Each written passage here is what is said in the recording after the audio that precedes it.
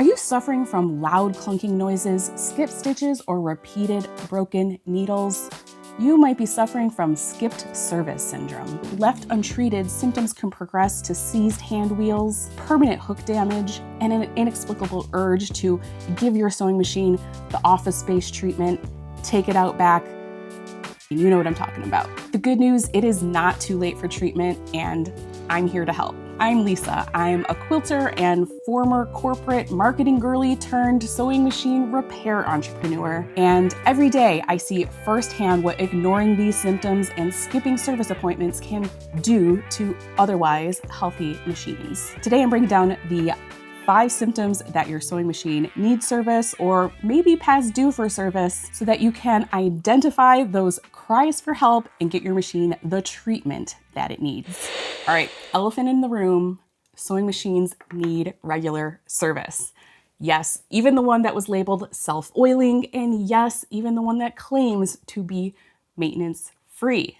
So why do so many people skip it?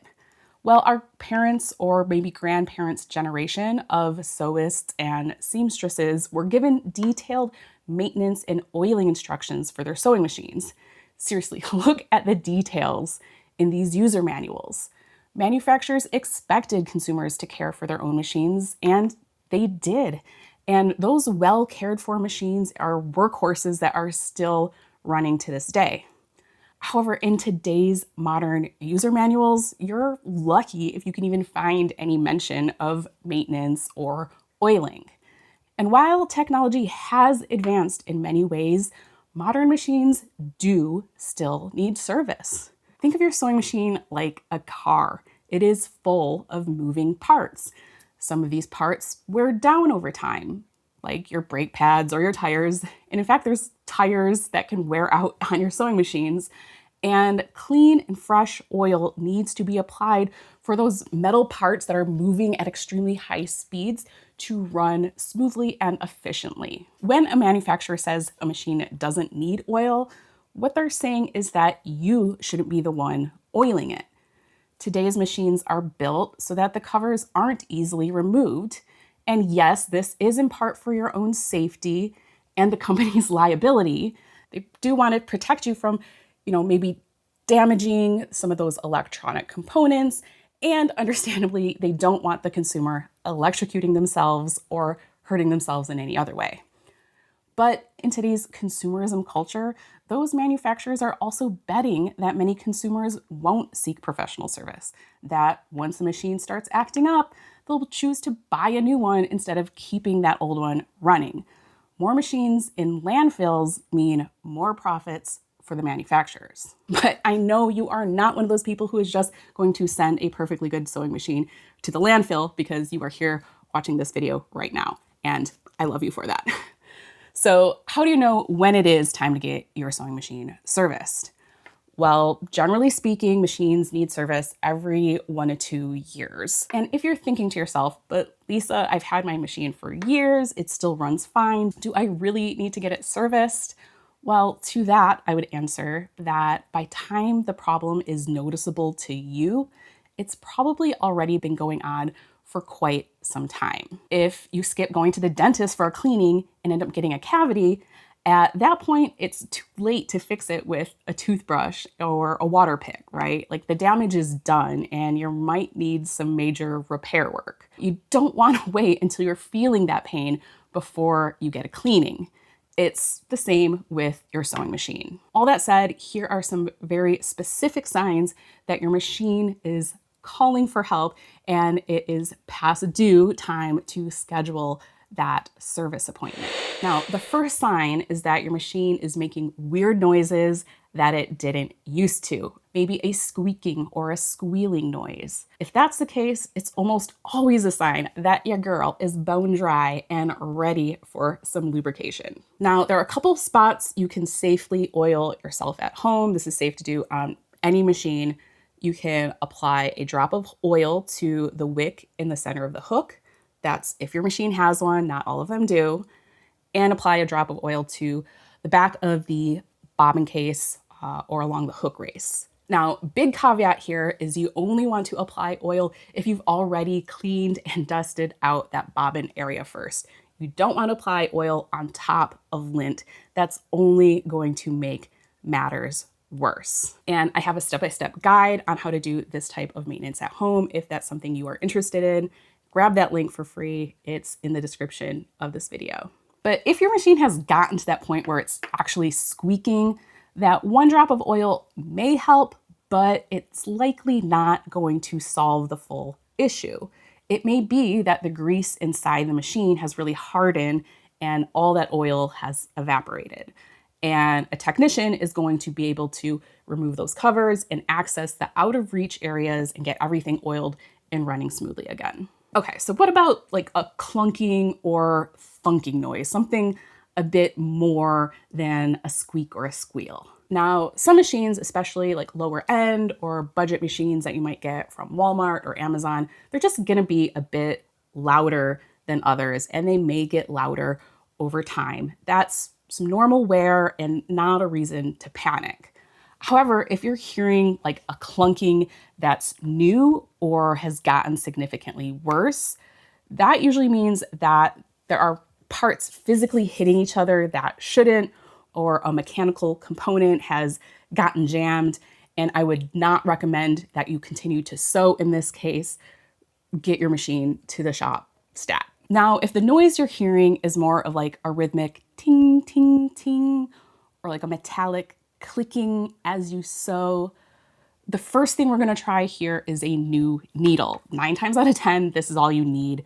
It's due to a dull needle that's slightly bent and hitting something that it shouldn't. However, if you are still hearing a ticking sound with a fresh, sharp needle, then that's telling us that something else is out of alignment here. Your needle's either hitting the needle plate or the hook or the bobbin case itself.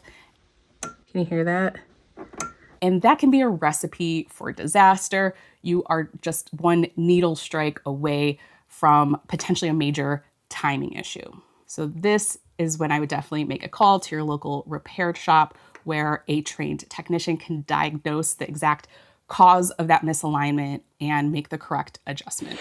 While on the topic of needles, the second symptom I want to talk about is broken needles. If you are repeatedly bending or breaking your needles, that's really not normal. So the first thing we want to do here is check your own habits. Are you pulling or pushing the fabric instead of letting the machine feed it? This is the number one cause of broken needles, far more than any mechanical issue.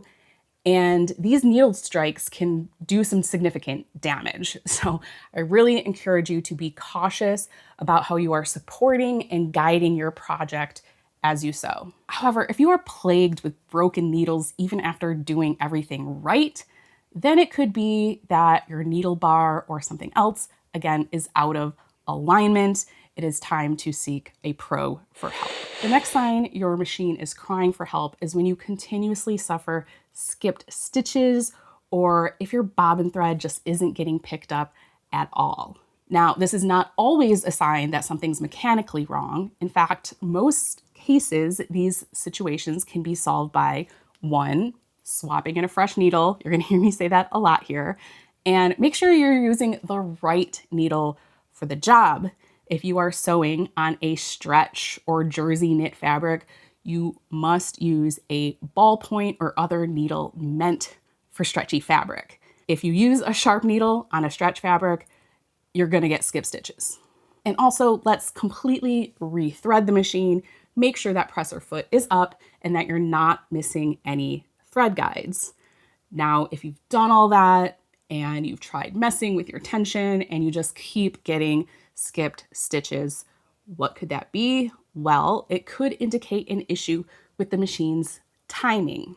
Now, when I talk about timing, I'm referring to all the things that need to be precisely aligned for the needle to meet the hook at the exact right moment for the bobbin thread to get picked up in order to form a stitch.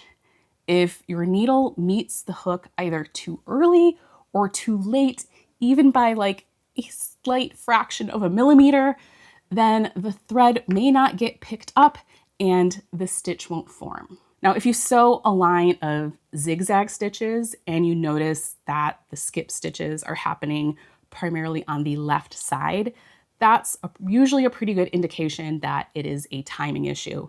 And again, it's time to see a trained technician. The question I am asked the most is, where did I learn to do all of this? How did I learn to service machines, to make timing adjustments? And I'm always happy to share a great resource called Sewing Doc Academy. This is an online program. It's where I learned absolutely everything. I came in as a complete beginner, but they have online courses from everything from basic sewing machine maintenance and service all the way through timing and advanced adjustments. There is a vintage machine restoration course as well. It is really great training. It's all online and self-paced, and there are instructions tailored for your specific model. So you can ask questions about your machine at any time and get support from the community of learners and from the instructors. I know a lot of you don't necessarily have access to sewing machine technicians in your area, or maybe you're just someone who prefers to go the DIY route. So if that's you, I really can't recommend these courses enough. If you do decide to check that out, I do have a coupon code that will get you 20% off. It's Lisa20, and I'll be sure to leave a link in the description of this video as well. All right, the next symptom to watch for, or I should say feel for, is if your hand wheel or any dials or levers feel stiff. Maybe you just brought out grandma's machine that was in the back of the closet for years, and you notice that the wheel is just harder to turn than it used to be. Maybe there's a little bit more resistance than normal. That's the machine telling you that the lubricant is drying out. The gears and the moving metal parts of the machine need oil, and naturally over time these oils break down, the grease can harden, or the oil evaporates.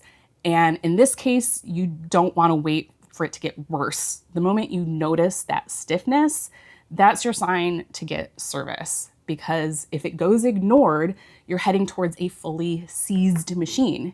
And that's what it sounds like. It's like the hand wheel basically freezes, the needle won't go up and down, the machine won't operate at all. Now, the good news is a seized machine is not a lost cause. It is fixable, but it's a bigger job at that point. Instead of just a routine cleaning and lubrication, you're now looking at a deep clean, often called a chemical clean, just to get everything moving again. It takes more time, there's more costs, and there's more risk of something breaking in the process. Now, I'm sure many of us have encountered this at one point or another, where you are sewing, everything seems to be going well, and suddenly the thread jams and it bunches up around the bobbin case, and the next thing you know, you have to like get your scissors under your project and try to snip your project free.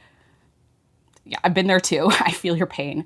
Now, a lot of things can cause this to happen. The good news is in most cases, you may not need to take it into the shop.